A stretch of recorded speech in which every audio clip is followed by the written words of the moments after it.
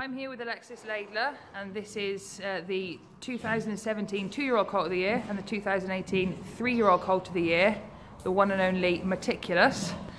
Alexis, tell us a little bit about how Meticulous is training down this year and what the plans are for his four-year-old campaign. He's training really good. He's very strong. He seems to have matured, developed even more. He's a really big, strong horse, and he's training down lovely. The aim for him this year really is mainly the four-year-old races, but there seems to be lack of them this season. We didn't really want to rush him too quickly into the free-for-alls. So ideally pick out 6 or 7 nice races for him, and next year put him into the free-for-all competition. So this is basically a transition year, a little bit like it was for his brother Miraculous, who obviously as a four-year-old came out, won the four-year-old races and had to step up then to the free-for-all class. Obviously one of, even with Son of a Gun's biggest competitors there, Miraculous.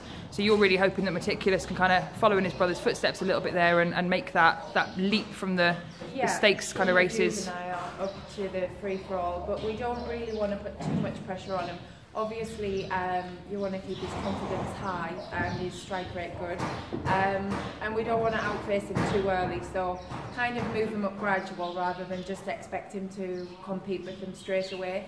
Give him some confidence runs in the four-year-old, maybe in a couple of preferred races where he'll be in his own grade, and then at the back end give him a couple of free-for-all races. And what grade is he now? To start in the 2019 season, where does he fit into the handicap? He's all the way back at a grade 9. You don't get to win VDM races and size 6, Breeders' Crown and not move back, so he's really high up there now.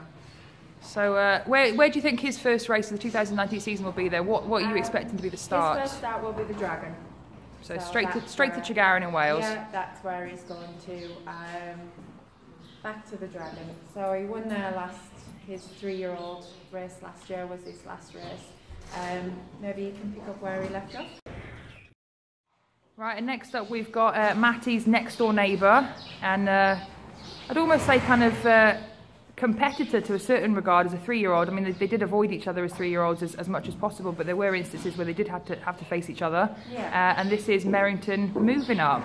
This is him. This is Joey. So what are the plans for Merrington moving up this year? Again, is he going to head into the four-year-old races, or does he remain in the handicap? He will be going, probably we'll take him to the Dragon as well, because it's penalty free, so why not?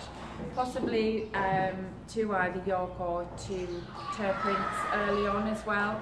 He's a lot lower in the handicap, so he's a grade 5. He's eligible, a lot more competitive for handicap races. So hit a couple of penalty-free races with him early doors. Then the Hushka brothers would like him to go to Musselburgh. Obviously, he won the 2-year-old derby there, then the 3-year-old Scottish derby there last year. So he likes the track, he gets the distance. So he will be one of our main Musselburgh contenders for this year. So big hopes for Joey.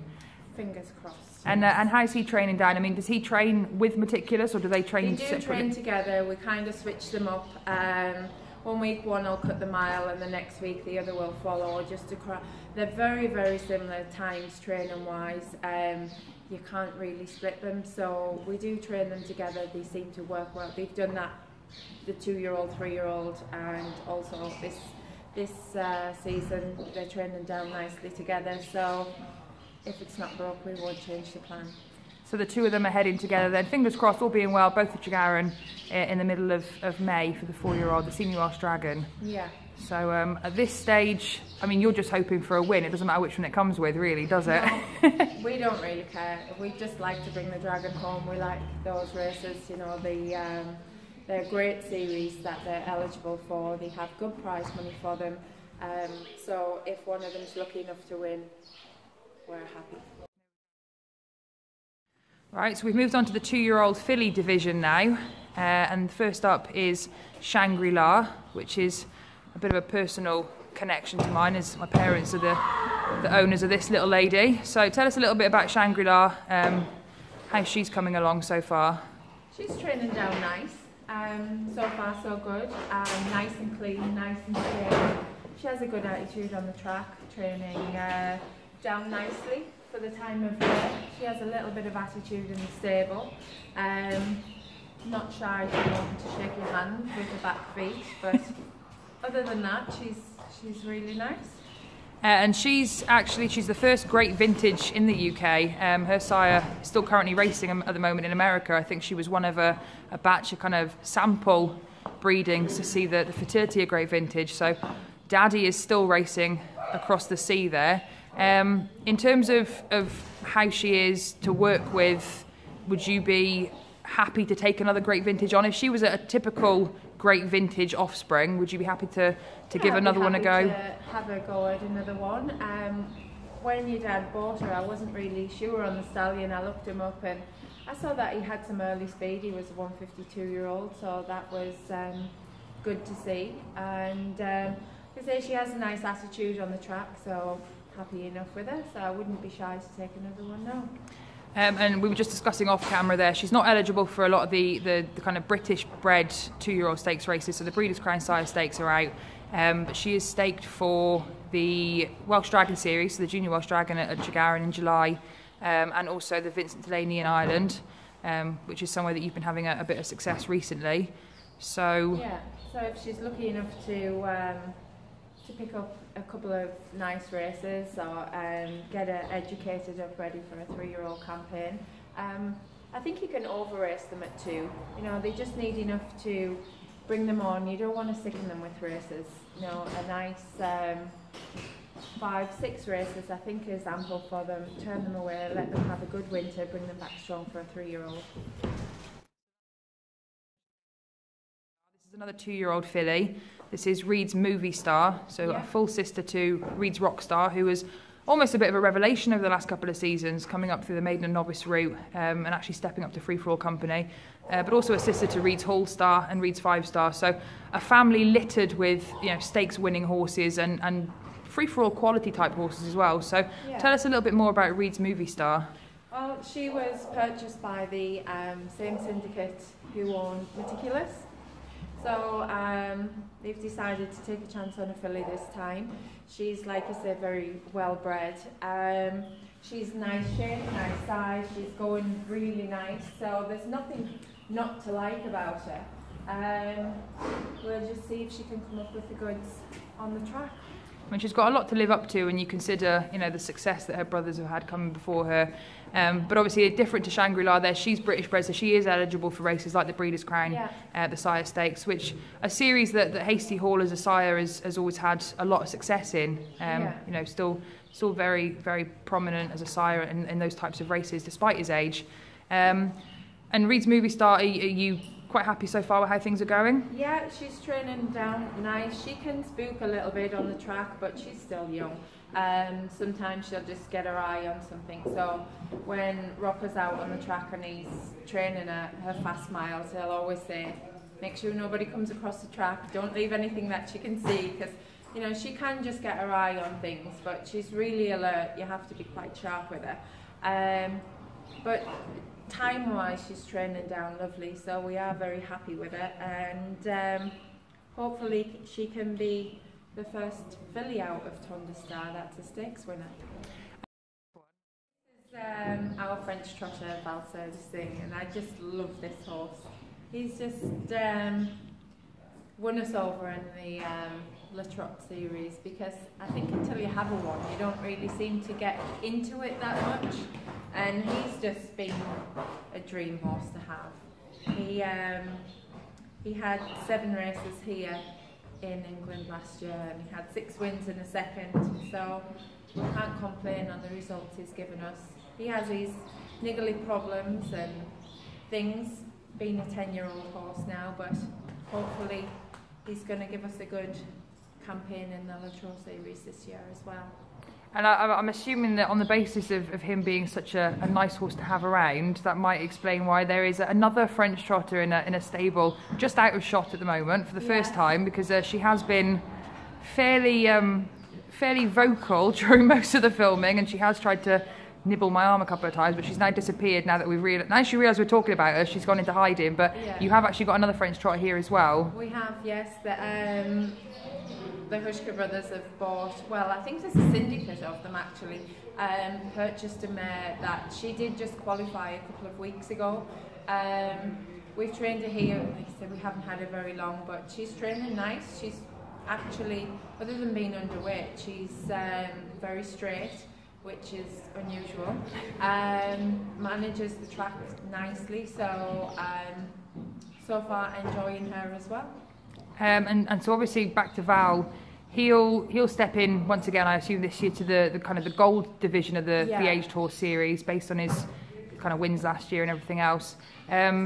Is the goal, I mean the ultimate goal really, I imagine, is just to try and get to Tier Prince for September for the finals night and actually win that gold final? Yeah, September is the main goal. We haven't rushed him. They having a big race early on, but we haven't really rushed him for that because he did have that injury in the final last year. So he's had to have a lot of rest over the winter, treatment for his suspensory. His scans are now looking really good. Just had him checked out and he had his last set of shockwave treatment just the other day, and the vet's really happy with his leg. He's training really nice, but we're not planning to rush him down for it. If he's ready, he's ready, and if he's not, he's not. We would just like to have him ready for the final in the back end. And obviously these races along the way for the aged horses are just decent prize money stepping stones really to that finals night in September. So is there any track in particular that would be staging a trot this year that you would really like to win with them at, somewhere that you haven't won before, or is it just anywhere and any track? No, we were quite lucky that we missed Musselburgh last year because he had a little bit of a virus. So I would like to take him there because I do love Musselburgh. But other than that, he's won at Aberystwyth, he's won at Tregaron, he's won at Prince, so everywhere else that we've took him, he's managed to get us in the winner's enclosure, except Musselburgh, so that might be a nice little place we could take him to, if they have a trot race on with it being a one-day fixture. First up then we've got Machusius, which is an Armbro Juice brother to Meticulous, who we obviously saw earlier on, and Miraculous as well, who's been running the free-for-all races. So this is the Armbro Juice brother here, Machusius. Tell us a little bit about Machusius, who owns him, how you came to be training him, and how things are going so far with his training. Well, he was purchased from the Brightwell sales down at Bewick last year. He was purchased by Spink and Raymond Hushka, shock. And he was a £25,000 yearling, so he was the sale topper last year at the sale. Rightly so, because his brothers, 3 brothers before him, have all won the VDM, Titanium, Miraculous and Meticulous, so which was the reason behind the purchase. The only thing is that he is a different sire. He's not either a Hasty Hall or Arts Conquest. He's by Armbro Juice, so hence he has a different shape, a different look to him, but the Armbro Juice typical White Star. He's training down really nice. Good attitude, lovely big scopy stride on him, so very likeable. See how he comes on, no pressure on him. No, very much like Reed's movie star and her family. He has a lot to live up to. He does really. Horses like this kind of put a little bit of pressure on you as a trainer because the expectations there, the brothers have done it, so there's that expectation that it is expected for him to do it, but they're not all the same. But at the minute we do like him a lot, so we can only speak as you find. So it is very much a case that Machusius, we could be potentially looking here at another VDM winner from the mare, another Matty, and another VDM winner hopefully for Team Laidler. So the ultimate goal from now until August is to get Machusius to Ireland. That is the goal. We're not going to rush him into this race, so he's not going to the June race. They just wanted to build him nice and steady and hopefully have him right for August. Another Armbro Juice here now. This is Special T. As you mentioned before with Machusius, with the the signature Armbro Juice facial markings. We have an even more obvious one here. So tell us a little bit about Specialty. Well, anybody that knows us will associate a horse called Stamphill. He was an exceptional juvenile for us. He won any amount of 2 and 3 and 4-year-old derbies. So we were very happy when Peter Davison decided that he was purchasing him and going to send him to us. We also have, well, really the full family. We have his sister, who is Teatime Preacher, and we have the 3-year-old sister as well, 2 for T for 2, in a way. So we have the family, and we really like the breed, and they've been very lucky for us. So obviously you have previously trained Armbro Juices, as you say, because you have got the family here, and Armbro Juice has been fairly successful for you with this stable. And obviously we look there at Machusius, the first Armbro Juice from another Matty, and you've got another Armbro Juice here. Training these 2-year-old colts now, what would you say, you know, are you getting a kind of a feeling off the two of them that perhaps Armbro Juice is the kind of stallion that you would, you know, continue to have success with? You previously had success with him. Yeah, unfortunately this is, you know, we're limited to the Armbro Juices that are now available after he did pass, but we've had a lot of success with them. This horse is slightly different to the another Matty Armbro Juice because I know that this cross works. Obviously Stamphill was a full brother, so it's not so much of a chance with him because it has already worked where they haven't crossed another Matty that way before, so he's a little bit more of a chance to take. He's very similar to Stamphill. He's a little bit naughty on the track, you know, you have to watch 1 minute, he's just jogging along nice, and the next minute his legs are up in the air and he's taken off with you. So, but in the stable, very gentle, very nice, very calm, just exactly like Stamphill. So, I'm looking forward to racing him, really. And very much the same with Machusius as well. You know, a lot to live up to. The family have been very prolific at the races. It does, like you say, put a bit of pressure on the horse. It puts a bit of pressure on you as well. But I'd say, almost in a way, it's kind of a good pressure. You've got we're privileged to have them in, so he's starting now. We're having a laugh here because what's happened is, whilst filming Machusius, Specialty has stood and stomped and stomped and stomped behind us, and I gave him a look and he stopped momentarily, and I said, when we start with Specialty, Machusius is either going to do exactly the same as him or stand really quietly. Which he's doing, having a little tantrum because we're currently throwing his toys at the pram now and making a lot of noise. Thank you. So are you, with the plan with these two now, obviously they're going to be eligible for a lot of the same races. Are you going to try and do what you did with Meticulous and Merrington Move It Up and try and avoid each other as much as possible? Where it is possible, but with the 2-year-olds, because the races are more limited than the 3-year-olds, they do tend to have to race a lot together. But so he's going to the early June race because he just seems like he's quite stocky and he's quite strong and he's handling his work good. So we're quite happy to take him early on. So he'll be going to the June race where he won't be going. So we'll try and keep them apart as and when we can, but it's inevitable. Breeders' Crown, things like that, they are going to come together VDM. But hopefully, if we're lucky enough to get a winner, then another 2-year-old colt as well for George Harrison. But these were kind of the two that you will know through the breed and through the sale. He is just a mare that Georgia brought back over from America and bred to check on Jack, but he is actually, in fairness, going equally as nice as these on the track. So we've got, he's called Stormy Hall, so hopefully we've got 3 bites of the cherry. Now we're here with the Welsh Classic winner 2018, Teatime Preacher. We've already seen Teatime Preacher's brother, Specialty, and as we mentioned there, we've done well with the family previously, and obviously Teatime Preacher came last year, almost a revelation really of 2018. Fastest maiden in history at Tier Prince at the start of the season. I think that then was maybe an indicator for what was to come for the rest of the season, but still, I think some people perhaps even a little surprised then, still at the end of the season when she went on to win the Welsh Classic at Tregaron.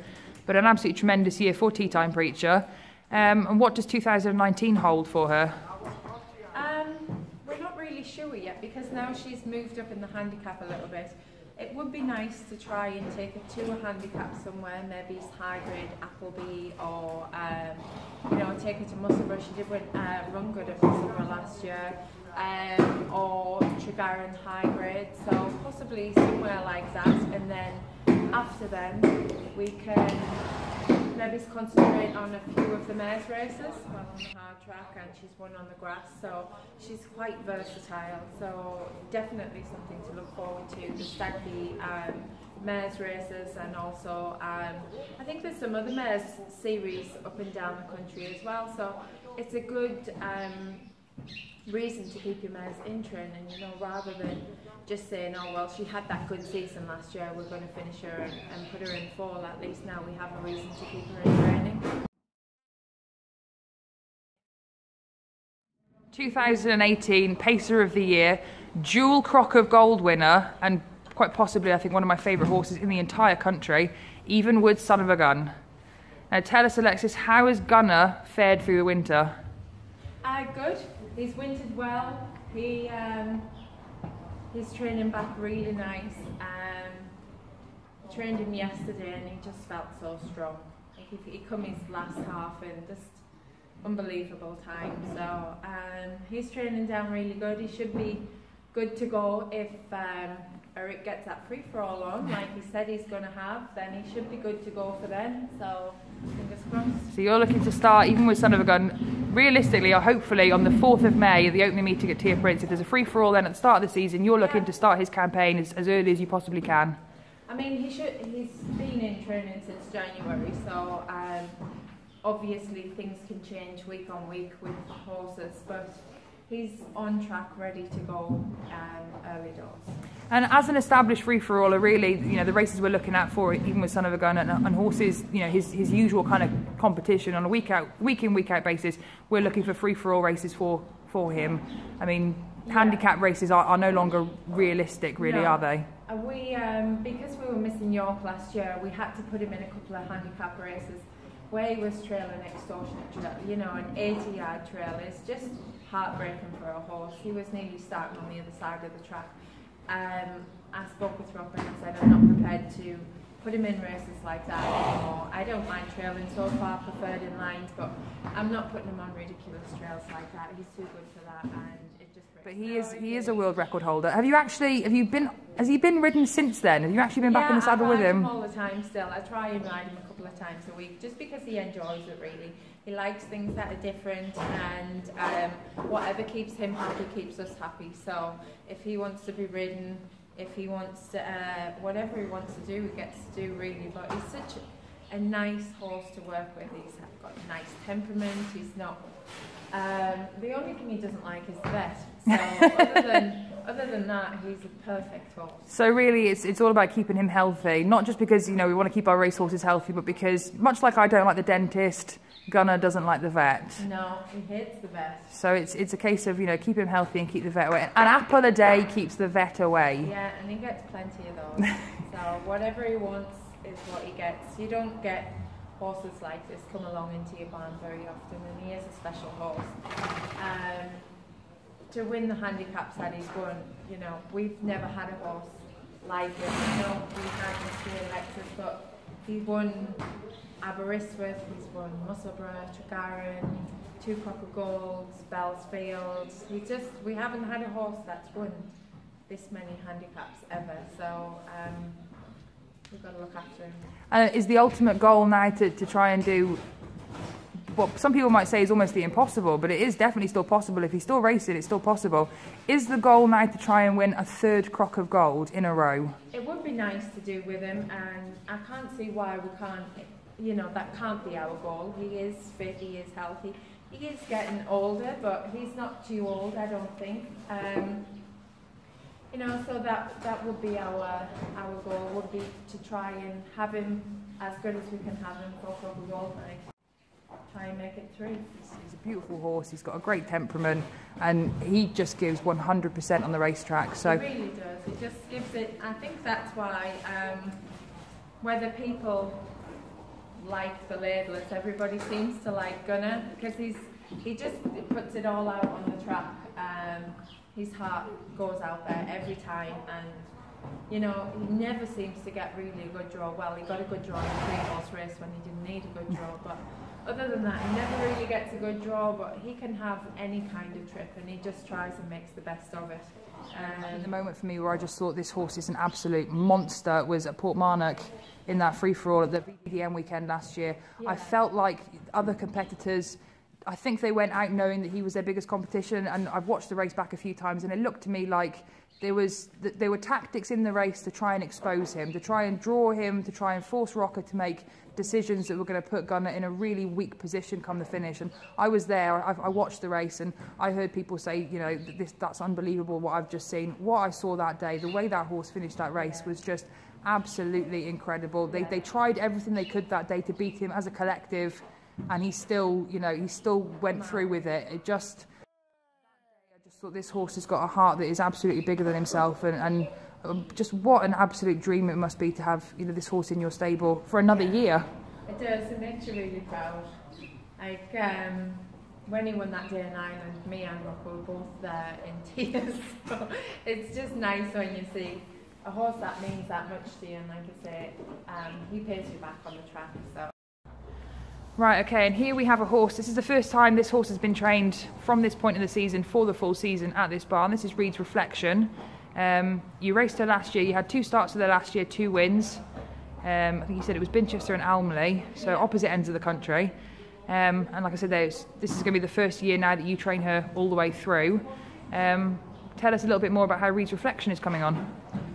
Well, we got her last year from Bob and Shane, and she was, you know, in good condition, racing well. So hopefully we can pick up where we finished last year. She's training down really nice.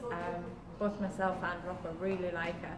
She's nice and settled, nice and calm, because last year when I watched her with Shane Lee a couple of times, she seemed to get a little bit of have too much aggression in her races. We seem to have got her nice and switched off at the minute now, which I think will work in her favour, and looking forward to having a full season with her. And she's a grade 1 currently, so she's, you know, right at the bottom end of the handicap system, so yeah.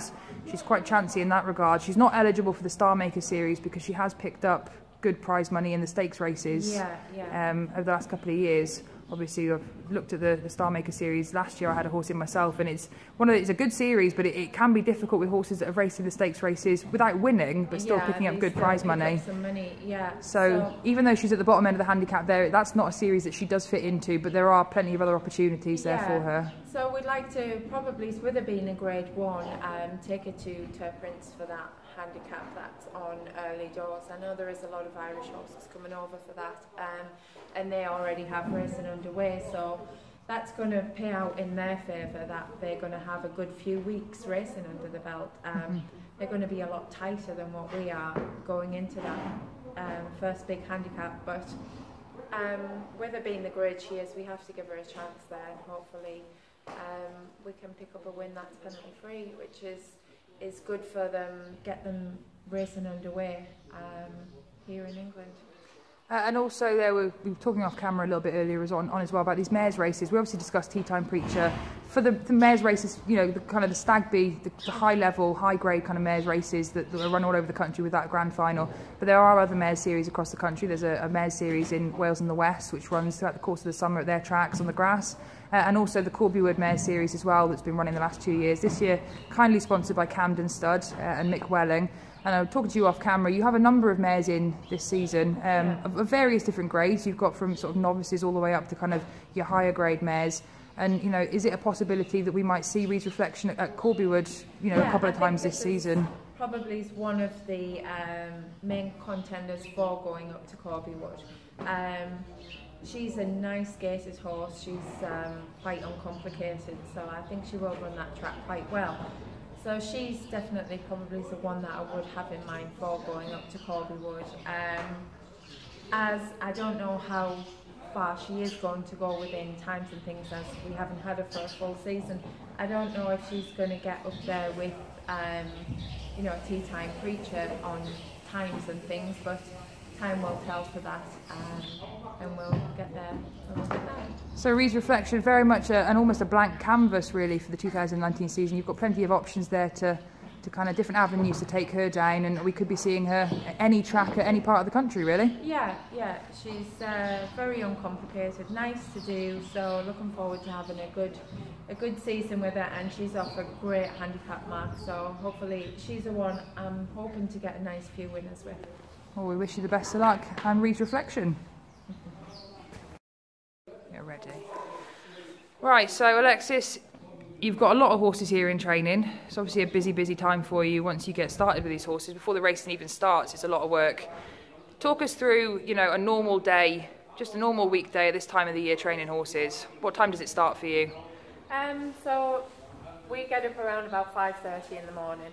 We're normally out in the barn anywhere between 6 and 6:30, feeding up. Obviously we have the dogs as well, so the dogs are all let out. Then we start on stables. The staff, because we've got other people that work here as well, so there's another 5 people besides myself and Rocker that work here, so they come around 8 o'clock, and then we get onto the track just as soon as all the stables are done. Horses are normally jogged by 1:30ish. They get the lunch anywhere between 12:30 and 1:30, and then on the afternoon there's just anything that needs to be done with the horses really, if they need the leg wraps doing, or the feet tubbing, or you know, grooming, anything that goes on in the afternoon. And then evening feed is around about 5 o'clock. We normally get in the house for about 6:30. Fast work days are a longer day, so because on jogging days we have 5 people on the track. On workout days there's only myself and Rocker train the horses, so which means we've got 36 horses with 2 people doing them, and they all go out twice. So which, if we do the maths correctly, I mean, I'm not great at maths, so I'm going to go, that's just a lot of work. Yeah, it's a lot of miles that we do on Wednesdays and Saturdays. Once racing starts, then we switch to Tuesdays and Fridays, and the race horses will train Wednesday if they're racing Saturday, Sunday, and the horses that aren't racing will stay on Tuesday, Friday. So workout days, sometimes it can be 3 o'clock before we get off of the track, and then there's everything to do. That's to finish off here at Brixton. I know, we deliberately thought we'd stand by a horse that would pose nice. well. Yeah, we'll pose a horse that will pose well for the video, and he's been kind of showing off all day as we've been walking horses up and down, so we're like, right, we'll stand in front of his stall, and he's just not playing ball at all at the moment. Wants to eat me, and now he's sulking. now he's sulking because he's like, well, you're not letting me do what I want to do here. Yeah. And then obviously once the racing season starts, I mean, you could be travelling from one end of the country to the next 2 days in a row. What's the longest journey realistically to get to a track just on a weekend? Probably it's going to be like Aberystwyth, Tregaron. Well, we don't have Aberystwyth anymore, but so we're going to, when we go to Tregaron this year in the spring, we'll be up at 2:30 in the morning, out feeding the horses, because obviously we can't just feed them and then leave. We've got to have time to eat. So we're out feeding the horses, get the wagon ready, load up and be on the road for 5 o'clock. We'll probably get back around about normally 1 in the morning from there. So we're talking nearly a 24-hour kind of round trip. Yeah, from getting up to getting into bed. Normally your alarm is going off from the morning before when you're actually climbing into bed. So it's not too bad in the spring, but then in the summer we've got like an hour to have grab, sleep, and then we're back up to head back down for the next day's racing. Being here, we just get on great, really, to be fair. I've had 25 years of him, so I know how he works, and we're together every day, 7 days a week, and we just work good together. He knows how I like things done, and I know what he, so we work well together. Otherwise, I don't think, if I had somebody that didn't like horses or vice versa, it wouldn't work, because it is a passion and it's something that you love to do, so you do need somebody else that loves to do it with everything. You know, we work good together. So, and you've got a good team of helpers as well. Sometimes, like, you know, you come here, I've seen a few people. There's been Vicky, I've seen Vicky up helping. Yeah, Heidi as well helps at the races. Here. Vicky's brother works here full time. John Joe's son, Max, here. William, my son, is here. So it's a big family thing. Heidi comes to the races with us all the time, and we couldn't manage without them. But and I definitely couldn't manage without Booker. So. Well, on that romantic and sweet note, we will cut this to an end because we have John Joe making the tea for us as well. Yeah. So, and Brixton's had enough. So we'll say thank you very much for talking us through how things work here at the Laidler Stable. So thank you very much, Alexis.